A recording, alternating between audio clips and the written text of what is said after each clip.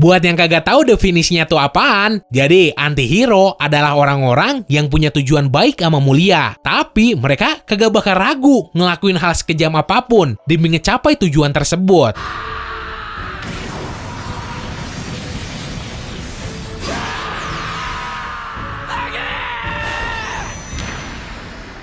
Nah, kayak biasa, buat lo yang belum subscribe ke Distrik Anime, silakan lo bisa langsung tonjok aja tombol subsnya. Karena kalau gitu kan, gua juga jadi makin semangat bikin videonya.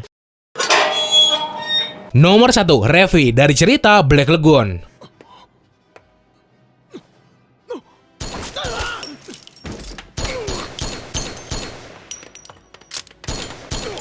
Cewek tomboy yang merupakan gunslinger dari kelompok bajak laut modern bernama Black Lagoon. Nih cewek punya sifat temperamental, sadis, dan kagak segan buat ngebunuh lawannya. Mau dia beneran penjahat atau warga sipil sekalipun. Pernah pas episode 6, Doi ini dengan santainya ngebunuh warga sipil yang kagak bersenjata. Kejadian serupa juga pernah terulang di OVA episode 3. Doi ngejanjiin bakal ngebawa seorang tentara FARC yang terluka. Kalau tuh tentara ngasih tahu lokasi si Roberta. Setelah dikasih tahu, bukannya ditolong. Tuh tentara yang udah sekarat malah langsung dibunuh.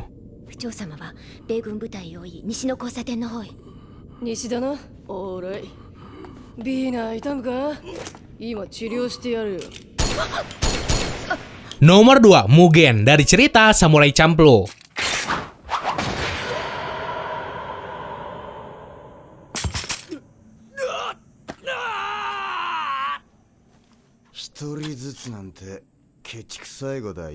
Lahir dan ngabisin masa kecilnya di sebuah pulau tanpa hukum serta penuh kekerasan bernama Ryukyu. Si Mugen ini tumbuh jadi sosok samurai kuat, tapi kadang nyeleneh. Pas pertama kali muncul di ceritanya, Doi udah hampir dihukum mati gara-gara dituduh ngebunuh anak seorang gubernur. Kalau kata gua sih, tuh anak gubernur emang pantas mati karena tingkahnya kayak bajingan banget nyir. Sama kayak babenya, seenak jidat ngegunain hak sama kekuasaannya lah dan lain sebagainya. Nah, setelah kejadian tersebut, si Mugen mau dieksekusi mati. Tapi sebelum itu, Doi disuruh minta maaf dulu ke gubernurnya. Alih-alih minta maaf, tuh cowok dengan sombongnya bilang kalau Doi kagak sudi ngebungkuk minta maaf sama gubernur kotor kayak gitu dan lebih milih mati berlutut dengan kepala terpenggal.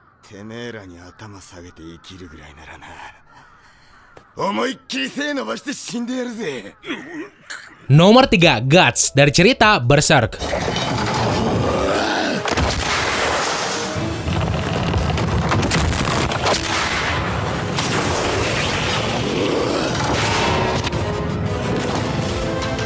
Diasuh sama seorang tentara bayaran bernama Gambino. Sejak umur 6 tahun, si Guts udah diajarin cara bertarung pakai pedang. 3 tahun kemudian, tuh cowok gabung sama kelompok tentara bayarannya si Gambino. Tapi hal itu kagak berlangsung lama. Berhubung ada satu insiden di mana si Guts dilecehin secara seksual sama anak buahnya si Gambino yang bernama Donovan. Setelah kejadian itu, si Guts nemu kenyataan pahit bahwa dirinya sebenarnya udah dijual sama si Gambino ke si Donovan karena dianggap pembawa sial. Jadi ya, mau gak mau, si Guts kudu ngebunuh si Gambino dengan alasan ngebela diri. Abis itu mah si Guts hidup dengan ngebunuhin para monster, sampai Raja Iblis.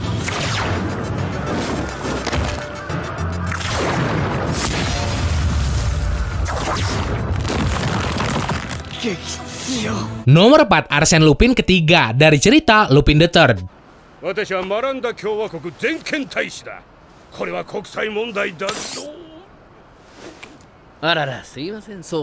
Merupakan cucu dari seorang pencuri pro top global nomor 1 yang juga bernama Lupin. Nah, generasi ketiganya ini pun ngewarisin kemampuan nyolong dari sang kakek. Si Lupin selalu jadi incaran Interpol karena kelakuannya yang sering nyolong harta berharga dan uang dengan jumlah yang kagak sedikit. Tapi untung, Doi itu bukan tipe penjahat yang hasil rampasannya dinikmatin sendiri. Sebaliknya, si Lupin tuh bakal ngebagiin hartanya ke orang-orang miskin yang ngebutuhin. Doi pernah bilang kalau target dari kegiatan pencuriannya itu cuma ditujuin ke orang-orang tertentu atau kelompok yang menurut Doi mereka tuh kagak layak buat nyimpen harta tersebut karena kekayaan yang mereka dapat tuh berasal dari hasil yang kotor.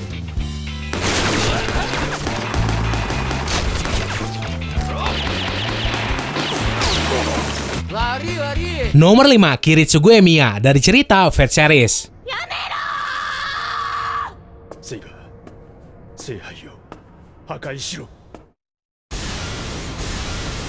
pembunuh bayaran yang merupakan keturunan penyihir. Tapi nih cowok sendiri kagak begitu mahir make sihir karena kagak pernah diajarin. Karena alasan itu pula, Doi lebih sering make senjata api buat ngebunuh penyihir lain yang jadi lawannya. Si Emiya juga punya tujuan hidup, yaitu pengen ngelindungin kaum yang lemah. Cuma cara yang tuh orang lakuin tuh sering banget berlebihan. Kayak contoh, Doi dengan sengaja ngebunuhin para master yang ikut perang cawan suci, supaya tuh cawan kagak jatuh ke tangan orang lain. Sekalipun itu make cara kotor. Bahkan pernah ada singularitas di mana Doi ngebunuh anak sama istrinya sendiri. Sayonara, Irie.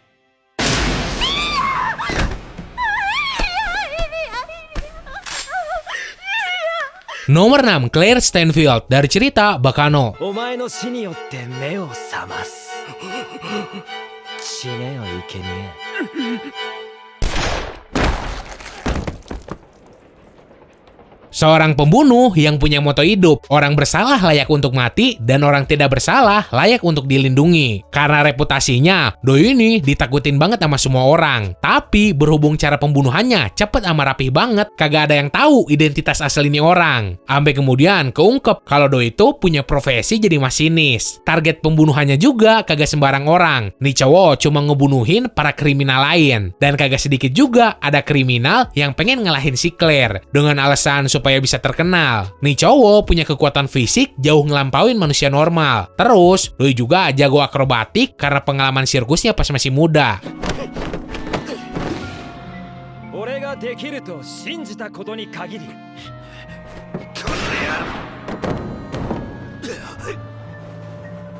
俺に不可能はない Nomor 7, Hey dari cerita Darker Than Black.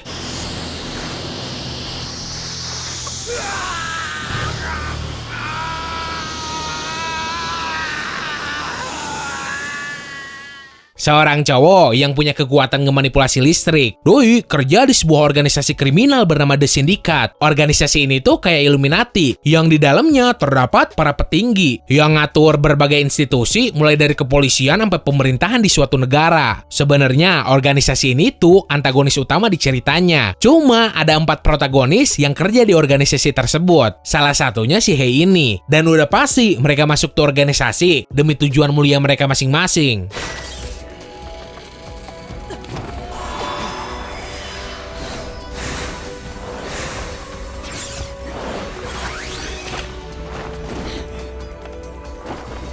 Nomor 8, William James Moriarty dari cerita Yugoku no Moriarty, Moriarty the Patriot.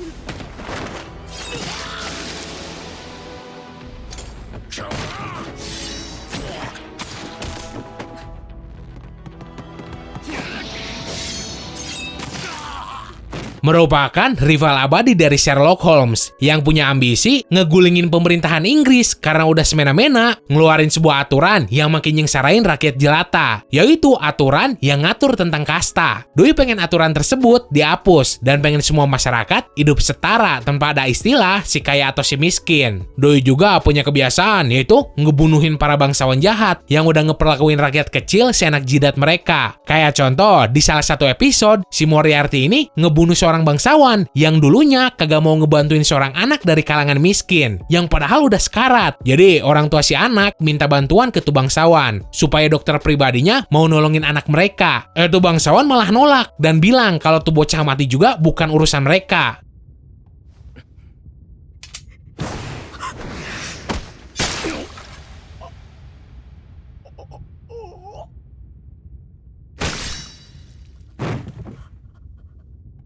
Nomor 9, Ciel Phantom Hive dari cerita Black Butler. そして最後は伯爵君だよ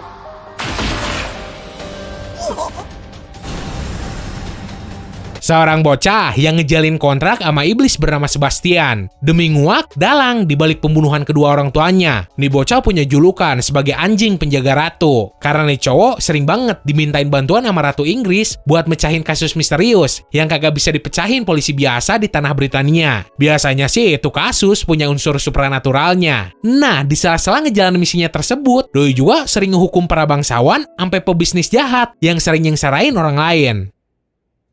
僕の誇りを汚した罪、その命であがなえ。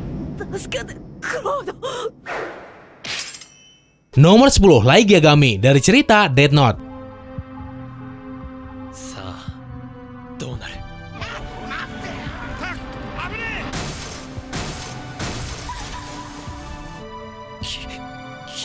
Punya alias bernama Kira. Nah, nih cowok jadi pemegang dari buku Death Note. Sebenarnya, nih orang punya tujuan yang mulia, yaitu pengen ngebunuhin semua orang jahat yang ada di muka bumi. Cuma caranya ekstrim banget, tanpa pandang bulu, mau orangnya muda, tua, cewek ataupun cowok. Pokoknya kalau jahat, nama mereka bakal si Light tulis di buku Death Note-nya. Dan seketika juga para penjahat tersebut bakal mati. Nah, setelah ngelakuin pembunuhan massalnya ini, akhirnya pihak kepolisian yang dipimpin sama si L bisa ngumpulin data yang ngarah ke si Light sebagai pelakunya. Berhubung fenomena kematian massal tersebut ninggalin banyak banget pertanyaan. Jadi ya mau gak mau pihak berwajib juga kudu nyari tahu penyebabnya apaan.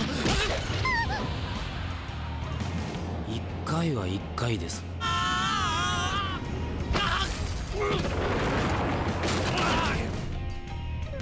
Oke, segitu aja buat hari ini. Jangan lupa juga cek merchandise Distrik Anime. Seandainya lu minat, silahkan langsung bungkus aja. Linknya ada di deskripsi. So, semoga lu enjoy dan bisa nambah informasi lu seputar dunia animanga. Sekian dari gua, sorry kalau salah kata. Bye!